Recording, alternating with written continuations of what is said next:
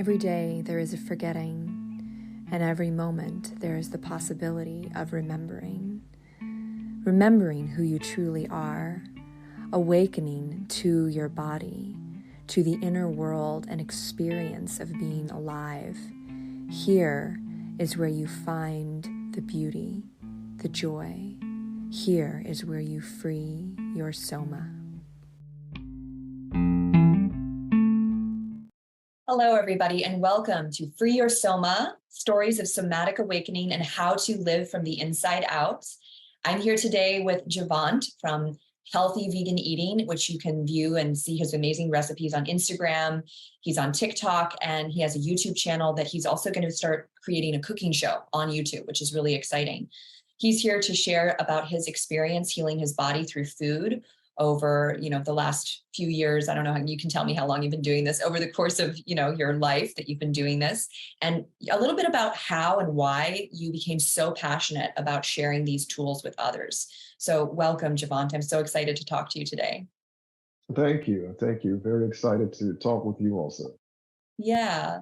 So you share some really amazing, delicious looking recipes. I mean, that's why I reached out to you, is because I had a friend of mine send you a couple of recipes I started following, and it's just such a pleasure to watch how simple sometimes you can make these really amazing foods using just whole food ingredients and, not a whole lot of intensive prep work actually.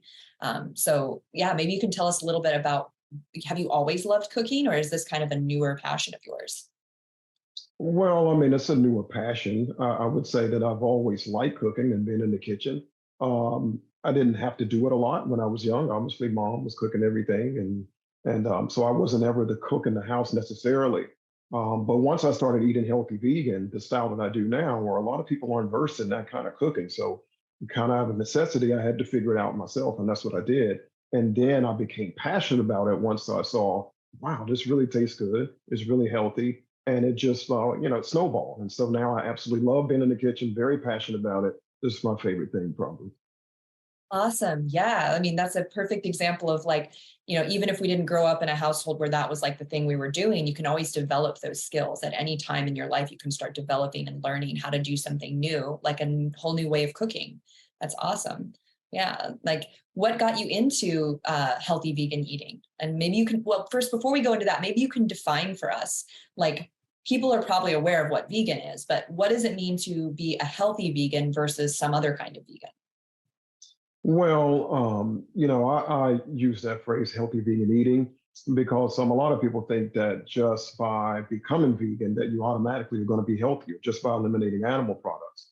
And that's not necessarily true. And so, you can eat vegan food and eat a lot of junk. You can eat a lot of stuff with, all kind of oils and fats and fried and processed. So healthy vegan eating is just something that I'm trying to, signal to people that, hey, there's a way to eat vegan and be healthy at the same time. And one does not necessarily equate to the other. So my vegan cooking is done with whole plant foods, very little processed ingredients, no oil, no wheat, no refined sugar, no rice, because all of these are things that, historically have caused problems for people if consumed in large amounts. So healthy vegan eating, I'm not, I make it very clear that I'm not saying that my way of eating is the healthiest. I'm not saying it's the only way to eat healthy vegan. It's a way to eat healthy vegan. But that's why I labeled it that. Yeah, no, that makes sense to me, because I mean, I had been plant-based and vegan in my 20s, and I still had, health issues, and I had poor digestion, and it wasn't necessarily because I wasn't eating vegetables, but it was because I was eating certain other things that were getting in the way of my body actually being able to heal and replenish and things like that. And I didn't know, it's things we often don't know until we learn something new and then experiment by applying it to our own bodies and our own lives and see what is the result, right, of changing this little thing that I'm doing in my diet or my life. Absolutely. Yeah. Yeah. So tell us, give us a background on how this came about. How did you go from however you ate before into this new way of eating? Did you have some kind of, health issue that showed up that required it? Or did you have some other kind of way that this came in as a solution? Well, no, you're right on the money. It was a health issue that was a catalyst to me, finding out and being enlightened that what you eat can dictate your health outcome. That was a foreign concept to me because I came up in a family where a lot of my uncles and aunts and even my dad had diabetes or high blood pressure or heart disease or cancer or Alzheimer's. So as a kid, I'm seeing people around me as they get in their just 40s and 50s, which is not very old, develop these type of problems. And so in my mind, it was just something that happened. It was just a natural part of living. You're going to eventually get something, and it's going to lead to something. And you take your medication, and when you just take your medication, and that's going to take care of you until you die. So when I had a health scare, I had some health issues, and when they got some tests done, and they were predicting some bad things, and so I just started saying, "Man, what can I do here?" And I didn't just wait for the medicine, and I went out and I took my health into my own hands, and I started Googling and researching and reading books.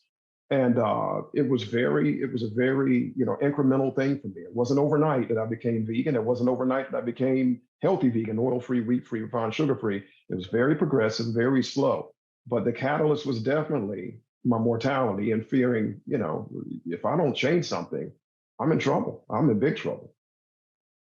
Yeah, no, I had a similar, I mean, it was different kind of expression probably of a health crisis, but I had a similar experience when I was 19. And it really, kind of wakes you up to, what is it that needs to change? What is it that needs to shift in order for me to actually stay alive and actually live well and not be a prisoner in my own body when these things, that seem out of my control are happening? Like, what are the small ways that you can take back control? That's really incredible. And, you were doing this pretty much on your own. Like, did you have any support from your environment, like your family or your friends? Absolutely not. I'm still crazy, according to some of them, for the way that I eat. It's it was all self-taught, really. I shouldn't say that. I started googling and reading about different doctors and the outcomes that they've had with patients and even themselves. And so I would slowly start changing things. But the people around me, when you tell people, "Hey, I'm going to go vegan," and no one around you is vegan, and I'm not going to eat oil, and I'm not going to eat this, I'm not going to eat that. You're the outcast. You become the person that's okay, yeah. When it's time to eat, it's like, oh, okay, yeah, he's the one that does it. So I didn't have a big support system, is what I'm saying. But that didn't matter because when for me anyway, when I'm fearful that I'm going to get something that could end my life or could compromise my ability to live a healthy and active life, that was enough incentive for me to say, you know what, I'm going to do this. Even if it's an army of one, just me, I'm going to make sure that I do this and that I get better and that I get healthy.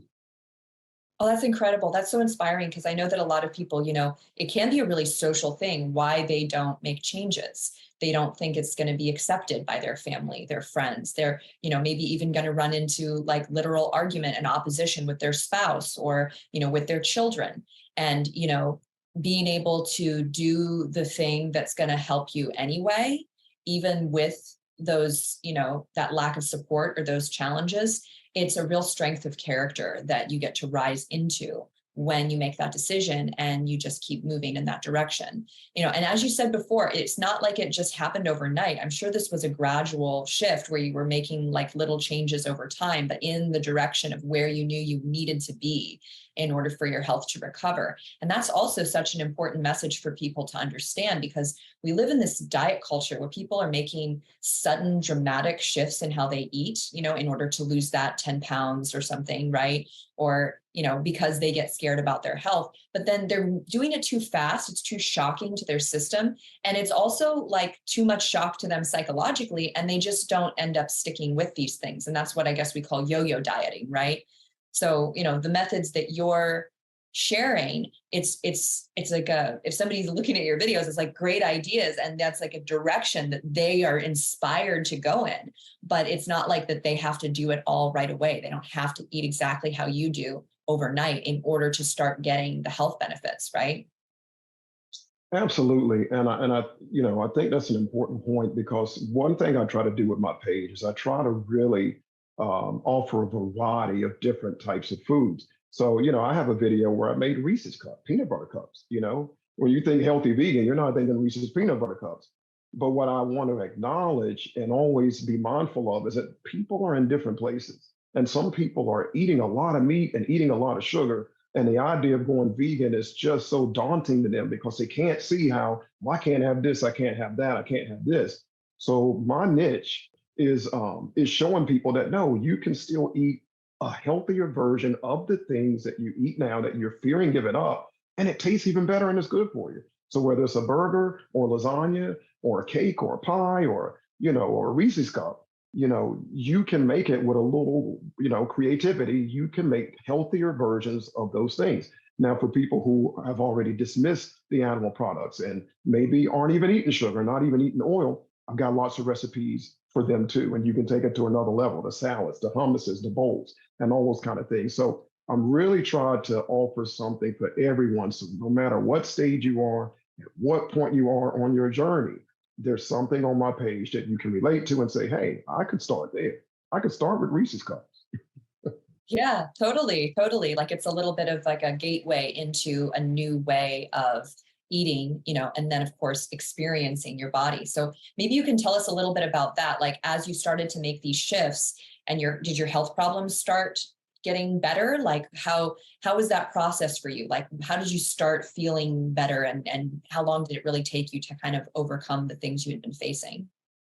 Well, unfortunately, or fortunately, depending on how you look at it, a lot of things that ail us aren't so obvious. You can have high blood pressure and not be aware of it. You could be pre-diabetic and not be aware of it until you have an event.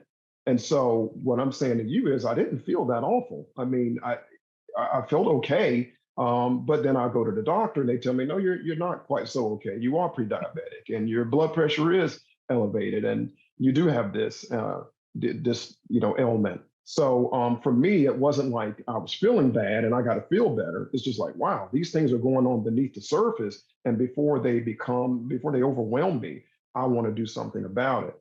But to answer your question directly, I tell people you have no idea how good it feels to feel good until you feel good. And so what I'm saying is, before I felt like I feel now, my norm was that. And I thought that was feeling good. I thought that, you know what I mean? I Oh yeah. was overweight, but I still felt like, hey, I can still play basketball and I can still do this. I'm fine. I'm like everybody else. But I realize now in hindsight, my goodness, that has nothing on this. And so the first thing I noticed was that I was losing weight. And I like that. And then I noticed that I had more energy. Again, I was never really lethargic or lacking energy in my mind. But again, you don't know until you know. It's like I wake up and I'm like, whoa, I've got a lot. I want to do something. So I started running. I started running because I changed my diet. I had more energy. I wanted something to do with this energy. I'm feeling positive. So I started running. So the way that it manifested at first, changing my diet was losing weight, having more energy. And then that kind of propelled me to do other things with all this newfound energy. That's a great way to put it. I mean, yeah, you don't know what you don't know. And there's this thing we call in like neurophysiology habituation. And I mean, we know that word as habits, right? But it's something that your brain literally does. Like the shirt that you're wearing, your brain got used to that a few moments after you put it on. And then you don't really feel it on your body. It's not like very clear, or it's the same way like if you put your hat on and you leave it on all day and then you take it off, there's those few moments where it still feels like your hat is on your head. Absolutely. Habituation, which is like we get used to things really quickly and it becomes our new normal. And then we're sitting at whatever that baseline is of our normals. Like in your example, it was, this is what feeling good feels like, right? And then some things shifted in your physiology and you started actually having, way more energy and feeling a whole new level of what good can be. And then you look back on that and you're like, whoa, like that wasn't necessarily feeling good, but I believed it was because I had nothing to compare it to. You know what I mean? Exactly. Two things. And I think, it's a fabulous thing to get used to feeling healthy and well in your body. That's a really fabulous thing to like have as your baseline. Because then Absolutely. you know when Absolutely. something that you eat or something in your environment is not good for you, right? You can feel that when like you take something in or, even just in terms of like people around you and the way that people are speaking to you or any of that, it becomes more apparent when there's something in your environment that's really not nutritious or healthy for you when you have a high standard of, health in your body. Absolutely. Absolutely. I agree 100%. Yeah. Yeah, yeah. And then you kind of touched on this a little bit in terms of your growing up, but like I recently learned and was quite amazed by this that African Americans are really embracing veganism, and that it's like actually like 8% or something of the African American population is vegan compared to like 2% of, Caucasian like Americans. And I found that to be really fascinating. And I actually went to like a vegan festival in LA last year, and I was like, wow, there's a lot of like people of color here. Like this is something that I see really becoming like a movement. Now, not all the food was actually healthy. There was a lot of like, vegan deep fried things there, but like, it was a step, in this direction that I thought was really Absolutely. amazing. And so I wanted to ask you, what do you think is the reason that more and more African Americans are attracted to veganism, whether it's healthy or not? Yeah. Well, I think, well, I don't think it's a fact that Blacks are disproportionately affected by things like, metabolic syndrome, the diabetes and high blood pressure, the heart disease, the cancers, the strokes. Those things are way more prevalent in the Black community, unfortunately. And like I said, that was my normal growing up, is seeing these things manifest in the people that I love. But I think now that, we have information right at our fingertips now. 20, 30 years ago, you couldn't just go on the internet and see, vegan and see a vegan influencer or read about veganism. But now I think that because people are struggling with their health or seeing the people that they love struggle with their health, that they're looking for answers. And because of this age that we're in, the answers are out there. And Black people more so than anybody are embracing that because they really want to change it. They want to feel better and stop the cycle. Mm. Yes, yes, because it can also feel like an oppressive thing to be like laden with all these illnesses. It stops your life when you have to take all these different medications and you have all these medical appointments. That is like a form of feeling very like kept down. And, if you're looking to rise up and free yourself from those, patterns of oppression, then of course you're going to want to get free of those illnesses and get free of those medications and those things that, maybe people can really feel in their bodies are not actually solving any of their problems. hmm Absolutely. And I want to say also that, there's a conception out there, and it may not be spoken directly, but there is this idea that somehow people of color are, inferior when it comes to health.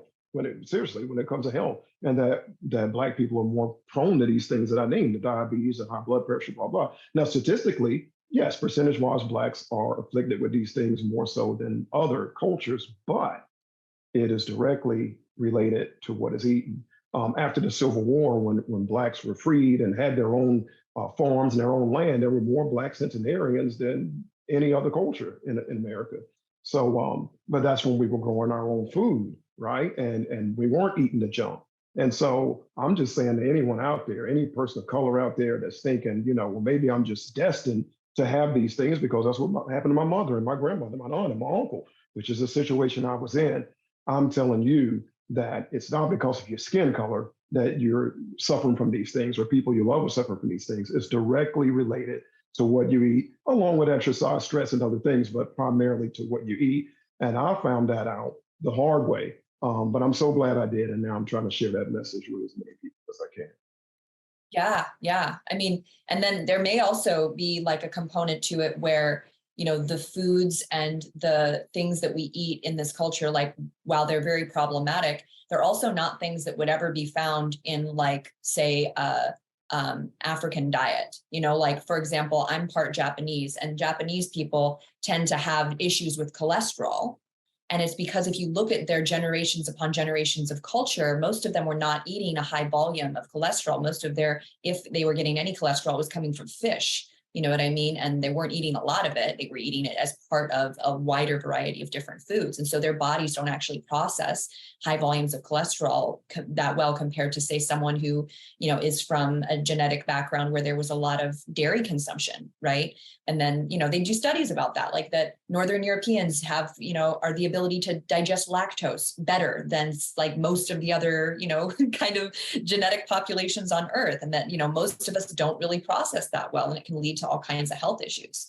So I'm sure there may be like some component to it where it's like, eating a more whole food, plant-based, and lots of different variety. First of all, I believe that's beneficial for every body, but Yes. particularly for people with African heritage, it might be just closer to what they would naturally be eating and what their bodies are tuned into. And all this dairy and, wheat and stuff like that isn't really like, they don't have like the generations of information to process that. Does that make sense? Absolutely, absolutely. But also, what you said, I don't want to suggest that anyone is going to thrive off of eating a lot of meat and a lot of refined wheat and a lot of oil and a lot of sugar. You may survive, but you're not thriving if that's a large part of your diet.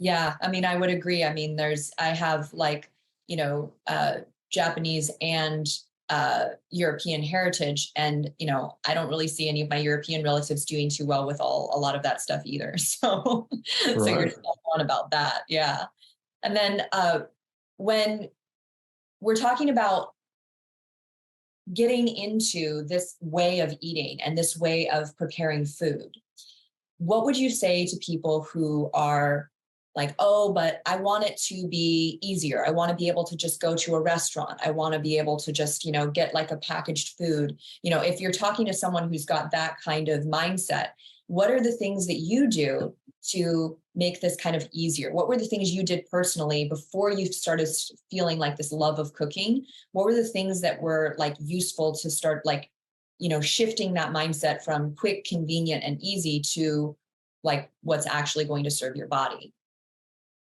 Well, I mean, I don't want to be redundant, but for me, when I'm facing serious health challenges, that's all the motivation I need.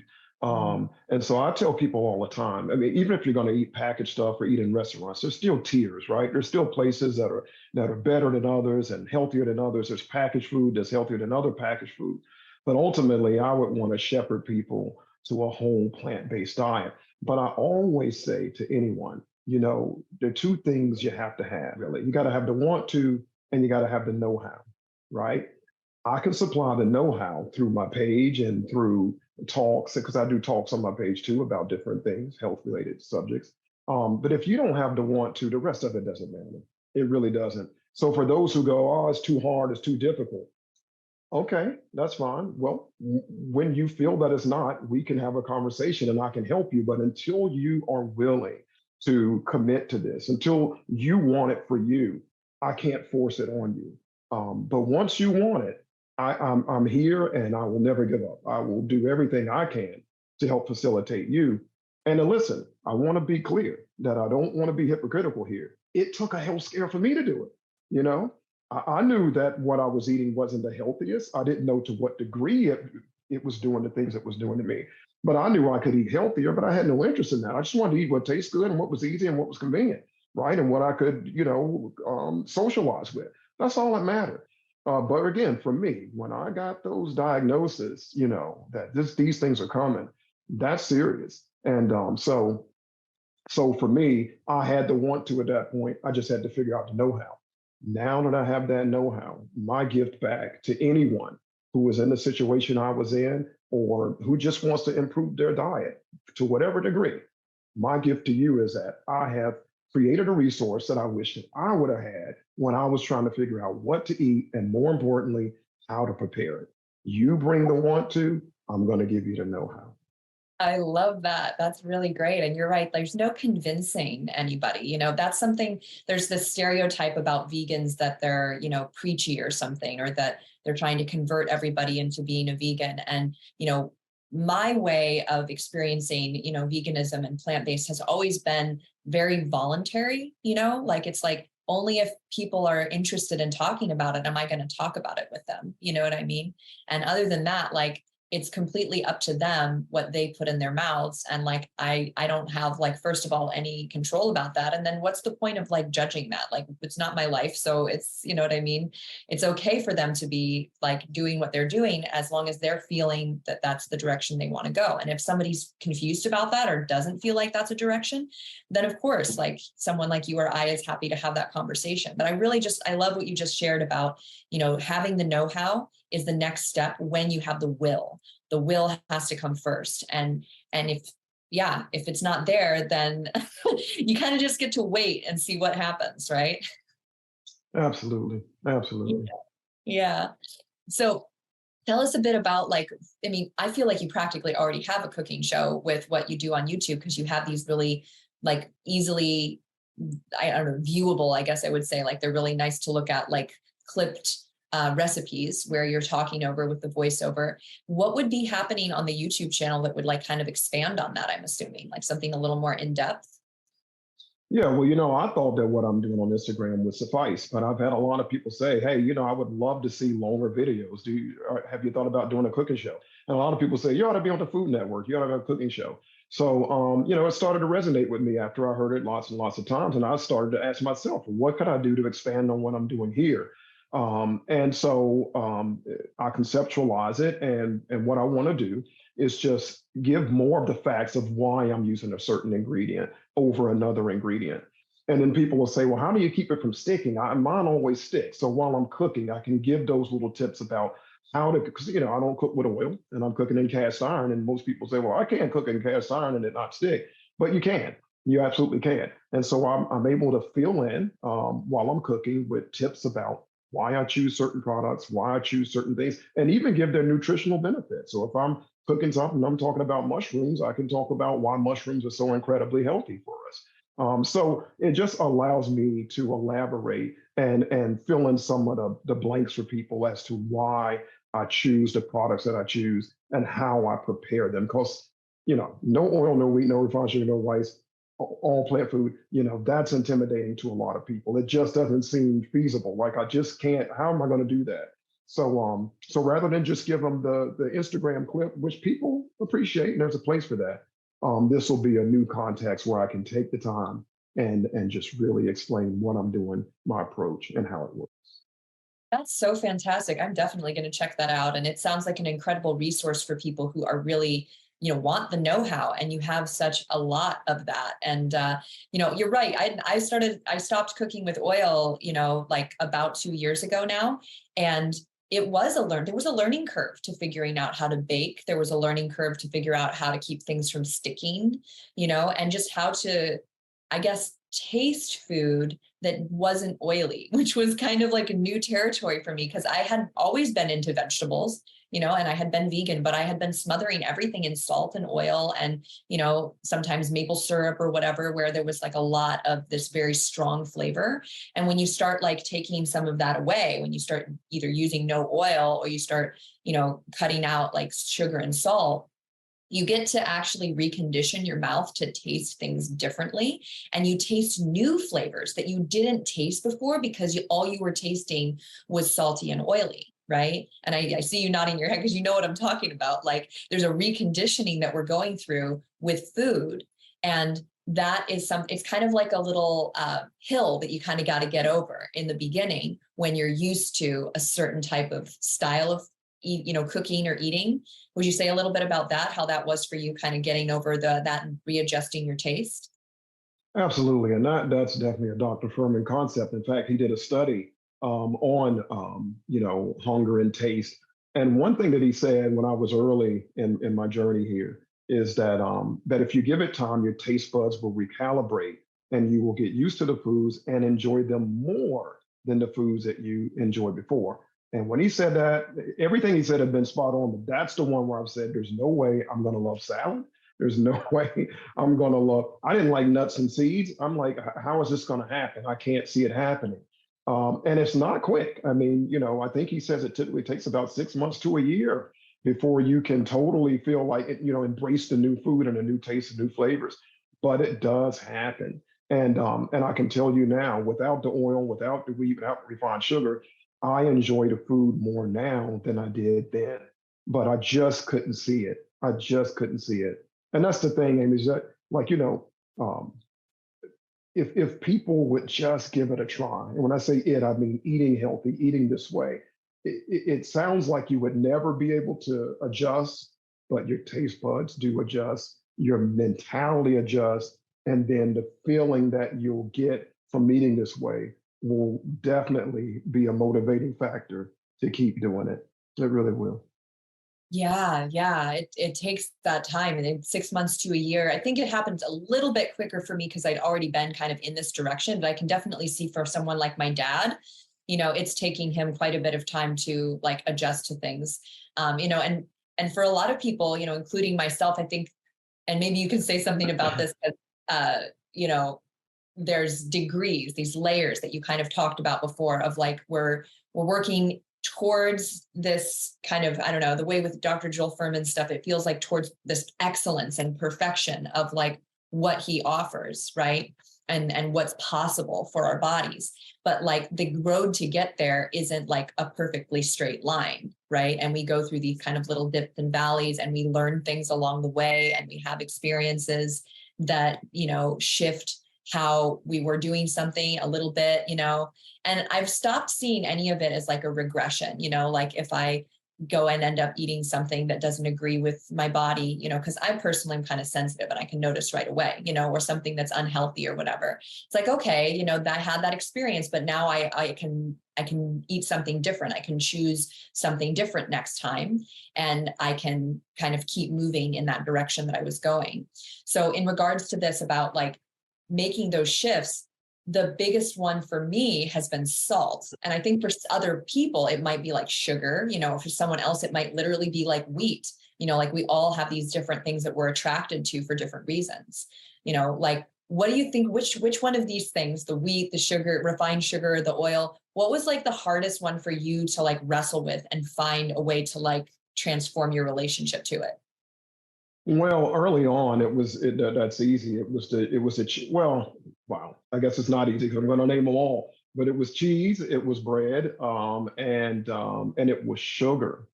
But the thing that I want to say is that it's a little too harsh and overstated for me to say you have to give those things up. It's just you have to go about it differently because I say no oil, no wheat, no refined sugar, no rice, but I still sweeten things and I still make cakes and pies and cupcakes, but I'm using dates. I'm using whole dates or date paste. And it's just sweet as sugar, but it has fiber, it has antioxidants, it has nutrients. And so it doesn't do what refined sugar does to you. Refined sugar is horrible. As far as salt, now I personally don't I eat a little bit of salt on my hummus, right, during the week, but I don't salt my food during the week. In my recipes, I do include salt, and I even put a little note: salt to your taste. But there are ways um, to substitute for the salt, for the sugar, for the wheat. So it's not like I can't eat wheat, therefore I can't have cookies. I can't have this. I can't, have salt, so I can't eat this. I can't eat this. You just go about it a different way. So there are ways to work around it. Dates and miso and then as far as wheat, almond flour and tiger nut flour and oat flour. Again, they don't do the same things that refined wheat do to you and spike your blood sugar and create all these problems. So even though you're giving up those things, you're still creating those flavors just with things that are healthy. Yeah, it's this idea of replacing rather than like excluding, right? Like we are Yes, sort of giving something up, but you're replacing it with something else that is absolutely. also sweet, that is also tasty, right? Yeah, the one I've been Hmm. using a lot in my cooking is Swiss chard. It's very salty. And I didn't know that it was salty when I used to put salt on it. But now that I'm not putting like a lot of salt on things, I really taste the salt that naturally exists in Swiss chard. Tomatoes are also salty to me now and have a way different flavor than they did when I would always be eating, salt with my tomatoes. So yeah, it's really fascinating, this idea that we can make the things that we were enjoying, we can make them again, but we can make them in a way that's actually like healthy and feeds our bodies the things it really needs. That piece you mentioned about fiber, I think that one was a huge light bulb for me because I didn't fully grasp the power of fiber until recently learning about the gut microbiome and just how fiber is really required to build out the microbiome, the microbes in our stomach that help break down our food and do all these amazing things for our bodies.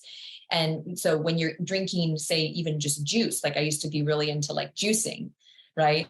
But then you take out all the fiber and that like actually removes some of the main nutrient, and the structure of the food that your body needs to process it. So it kind of ends up becoming like a little bit like a sugar drink, right?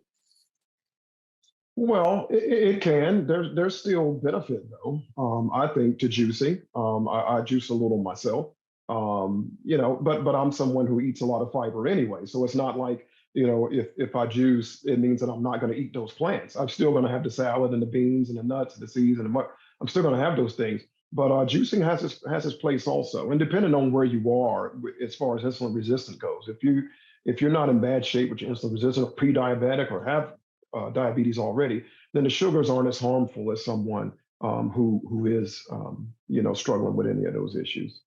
That's a really great point. Yeah, like I think uh, we think of something like insulin resistance and then just make some sort of generic statement about it. But each person has like an individual system that's going to respond differently. And then their system can also change and adapt based on what they're putting in their body. And so you can go from, I mean, I'm guessing you went from having some strong insulin resistance to not having that kind of blood sugar spike be as dramatic, right? Absolutely. My blood sugar is great now. I don't want to say perfect, but it's really good. It's really good. And it has been for years now that I've changed what I eat. And if you eat a lot of saturated fat, and if you're vegan, you're probably not getting a lot of saturated fat unless you're eating a lot of coconuts or, certain things like that. But if you're not eating a lot of fat and saturated fat, then that really helps with your insulin sensitivity also. And so for me to have that juice drink, it's not going to spike my blood sugar like it might with some others. And so I juice quite a bit. Mhm.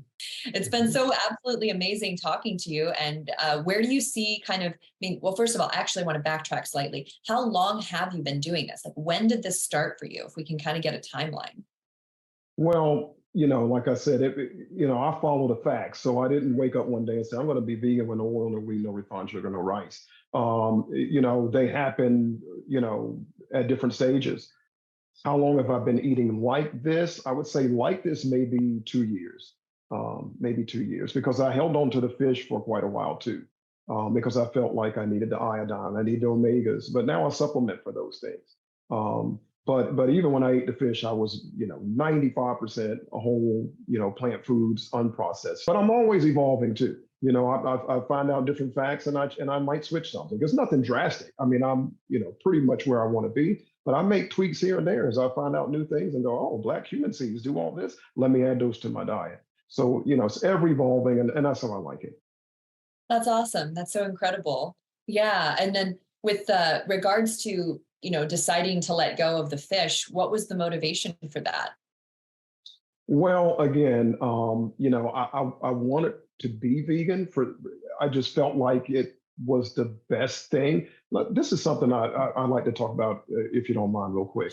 Yeah. And that is this. So, I became vegan for selfish reasons. I had no, I shouldn't say I had no, but I was fine with eating animals. I didn't have compassionate towards animals and farmed animals because it was just what it was. It was the norm. Everyone around me accepted it. It's just what we do. We raise animals, we slaughter them, we eat them. I didn't have compassion for that. It wasn't until I stopped eating the animals long enough to start saying, wow, like that really was not, that wasn't cool. Like we're literally raising animals and killing them so we can eat them. But that's a hard place to get to when you're enjoying eating animals. So I became vegan for selfish reasons. I just followed the facts. It was all about what's going to make me the healthiest. And I thought that fish now and all of the oxides and all the chemicals and all of the microplastics and all the things that are happening, I was like, you know what? I need to give this up and supplement to get these things that I might be missing. And then months after that, I started to have more compassion for the animals. And I started to feel more compassion towards the plight of an animal that's born and raised just to be slaughtered for my own personal taste, literally, right? So that was something interesting that happened, and it was just really natural. But I'm glad I'm there now. I'm glad I'm there now, and I feel, I feel remorseful that I ever could do that, that I ever could just eat animals like that and be okay with it. That's really interesting. I think everybody, has a different way that they can kind of come into being vegan. Like you said, a lot of people might just be focused on the health benefits, and then somebody else maybe isn't focused on the health benefits at all. And it's really for them like an ethical issue when it comes to animals. But then there's this other impact that you touched upon about, the environmental impact. And I know my dad, he stopped eating seafood a few years ago because of what he found out about the oceans and about the things that were happening to the oceans Yes, because of line fishing and things like this. And he was like, wow, like as much as I love sushi, I don't want to be a part of this, devastation to something as important as our oceans. So there's a bunch of different reasons that people get into this. And what you pointed to there's really fascinating because when you are part of it, when you're part of the system in the sense that you're eating, animal products 3 times a day, or more or whatever, like it's almost like your system is refusing to be a hypocrite. You're like, your body's like refusing to let you be hypocritical. So you can't really access the level of empathy that you might have for those animals because there's like almost like a protective mechanism in your unconscious that's saying like, oh, don't go there because you're not gonna find peace there. You're gonna find conflict within yourself, and so there's like a block, right, that comes up about it. absolutely, absolutely. Yeah. Yeah. Thank you for sharing that. That's really incredible. I mean, for me, when I stopped eating animals the first time, because I've gone back and forth over, the last few decade or so, and that's been a really interesting process because I've got to learn a lot about myself, and the things that happen in my body and how I respond to them, through my interaction with food. But the first time was actually after I had a health crisis, and I remember just being grossed out by meat. Like I would just had this aversion to it all of a sudden, and I was like still eating it, going like, ugh, I don't like really want to eat this. And it was sort of bizarre because I didn't have anybody else in my world who was saying that I should not continue to eat animals for health reasons. But I found myself like just not attracted to it after I went through this health crisis. And that kind of aversion actually stuck in my system for quite a number of years. And so for me, it was partially, because then it was also came, into my consciousness about the animals and about, even like the dairy industry and stuff like that. I learned about it and had a lot of empathy. But for me, it almost felt like a spiritual like calling or something to like stop eating animals at that period of time. And I didn't have like a reason for it. I didn't have like, anything that I could figure out that was like saying, this is what you should do. It was just my consciousness being like, oh, this is like a dead thing, like don't eat it. you know and I Right, didn't right. I didn't have like a criticism about anybody else eating it. I actually thought that I was kind of weird or something for having this experience. I didn't understand why I was having it, but it may have been that my body was simply like rejecting something that was potentially toxic because it needed to heal. And so my body was like, I mean, that's my best guess, is that my body had this natural like aversion to protect me in some way when I was in a very vulnerable state. Yeah. Yeah. Well, I'll say you were weird, and I was weird. Because no, seriously, because most people don't get to where you and I are as far as I don't want to eat meat. How could you? And that's why I don't condemn anyone who still eats meat. I don't look at them and say, they're kind of doing. It's none of that with me because I was there, and people that I love dearly still are there. And how could you not be? The odds of you growing up in America or Canada and coming to a place where you say, you know what, I don't want to eat meat. The odds are against that, right? Oh yeah. So yeah, so even with my page, I have a lot of people that write me and say, I'm not vegan, but I love your recipes. And I say thumbs up, and keep enjoying them. And maybe somewhere along the way, you'll feel differently and you'll transition into being vegan. But even if you don't, my page is still for you. It's still here for you. I love that. Yeah, I definitely got that vibe from you. I got like this real openness and that there isn't a lot of like lecturing about or judgment. It's just sharing. You're just sharing information from your heart. You're sharing what you have found on your healing like discovery in your own body, and you're living it. I mean, people can look at you and see the health and vitality that you're experiencing, and that makes all the difference into whether or not they believe this is going to work for them. That you can be a living example of what you're doing, and that's such a huge part of it. Absolutely. Thank you. Yeah.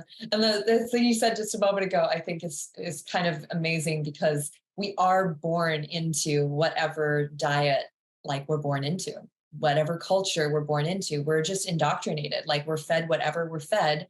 And based on the education and the knowledge of our caregivers, like that could be any number of things that are not actually beneficial to our bodies.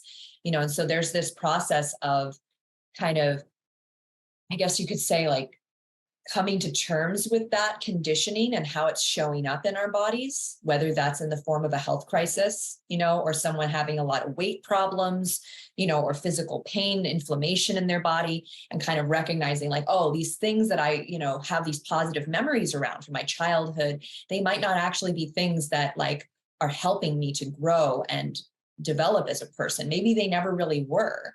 And there's a re-examining of kind of like, oh, what is really going to help me? What is really helpful? And reconditioning ourselves in that way too. And it's hard, like, as you mentioned before, because we don't live in a world that is promoting this. We live in a world where this is still pretty weird and pretty fringe. And the things that are normal, things that are normal, and there's kind of a general acceptance of, how it goes, that as you get older, you're going to have to be on medication. You're probably going to have, 40 extra pounds on your body by the time you're 50. And that's just how it goes, right? But that's how it goes from the standpoint of all of these foods and ways of eating and relating to food that are actually conditioned into us. They're not necessarily true, right? Absolutely. Absolutely. Yeah.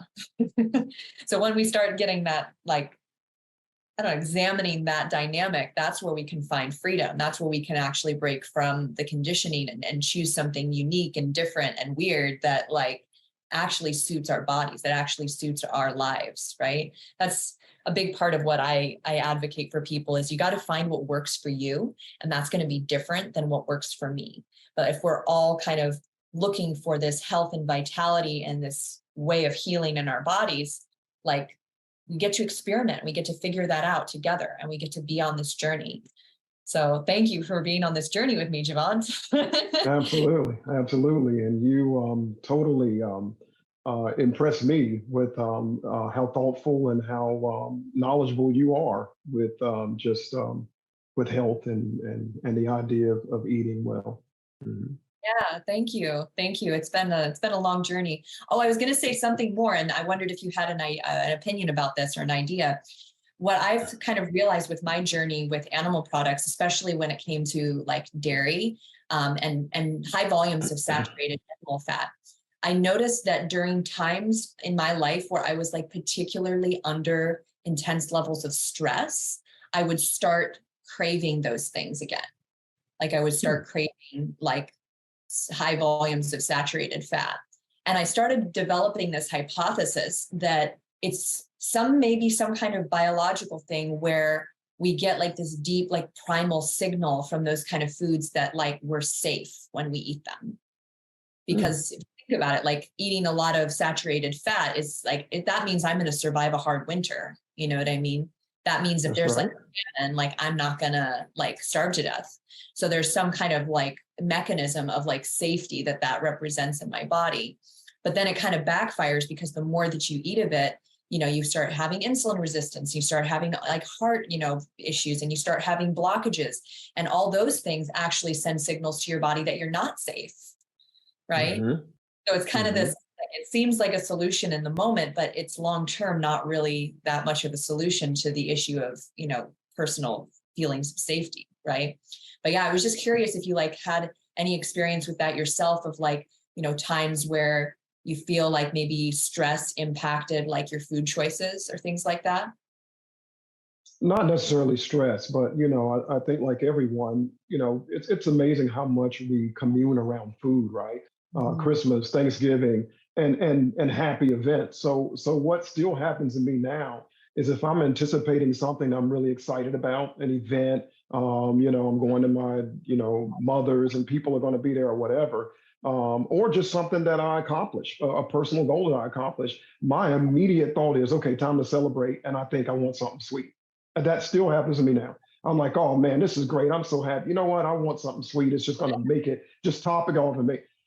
But now I can still do that. I just make it with dates and not the refined sugar.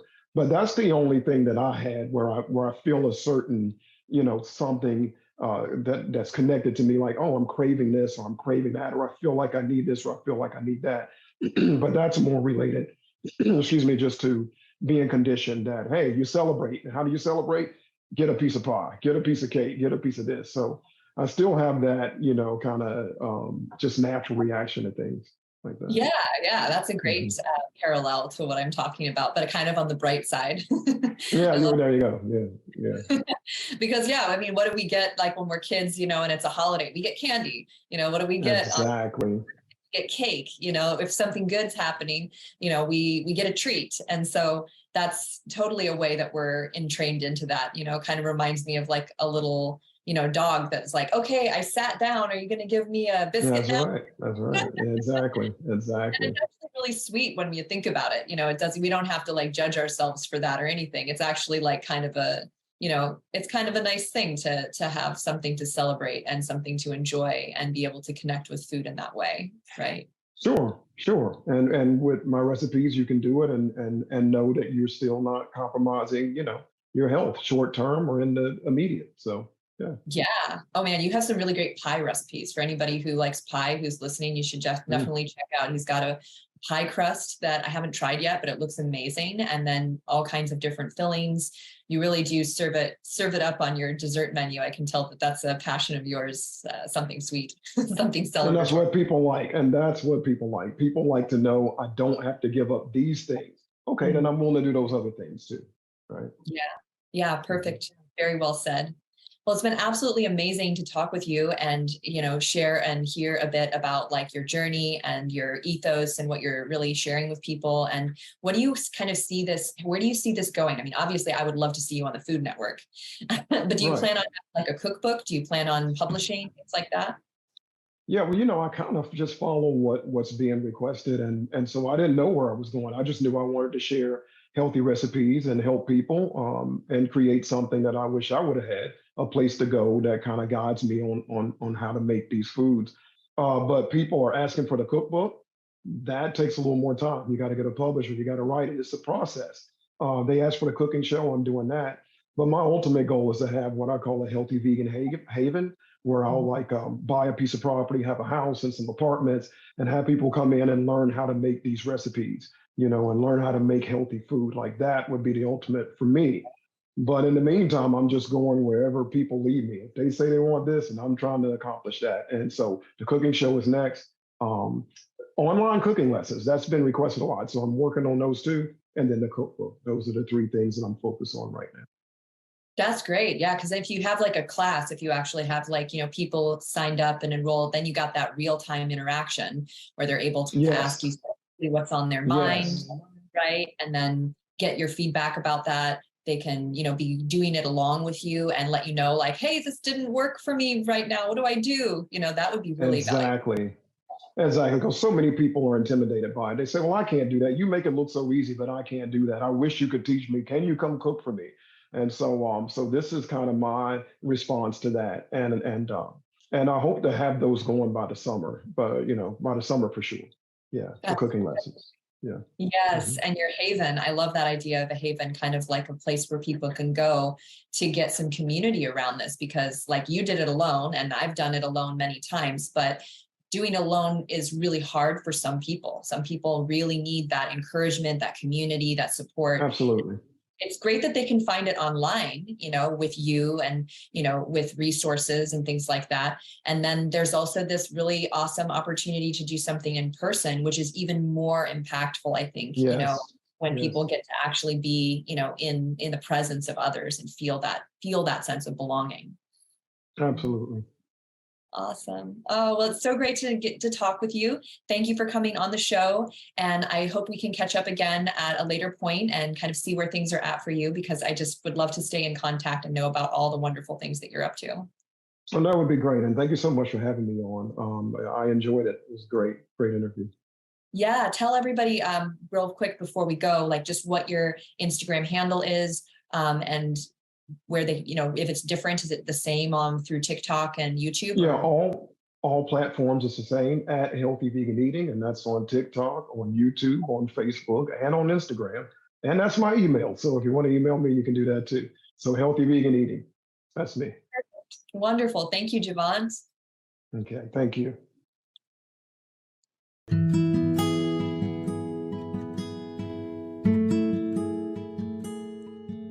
You've been listening to the Free Your Soma podcast. To find out more information about today's guest, check the show notes. And to find out more information about me, Amy Takaya, and the Radiance program, visit www.freeyoursoma.com.